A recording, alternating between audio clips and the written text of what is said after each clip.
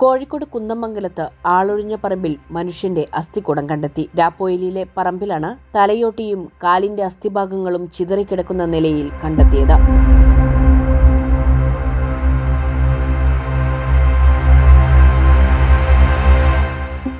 അസ്ഥികൂടത്തിന് സമീപത്ത് നിന്ന് ഒരു ബാഗും പോലീസ് കണ്ടെടുത്തിട്ടുണ്ട്.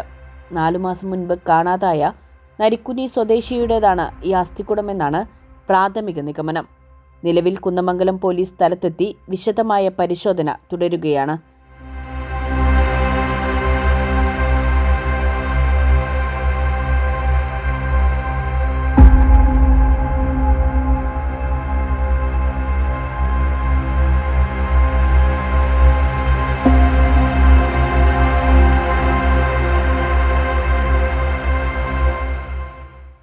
അസ്ഥികൂടം ആരുടേതാണെന്ന് സ്ഥിരീകരിക്കാൻ ശാസ്ത്രീയ പരിശോധനകൾ ആവശ്യമാണ്.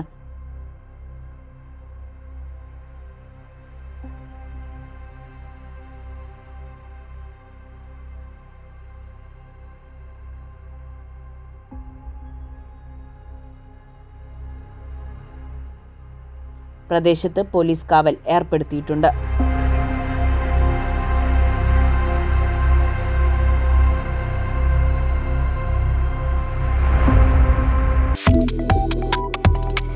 Subscribe to One India and never miss an update.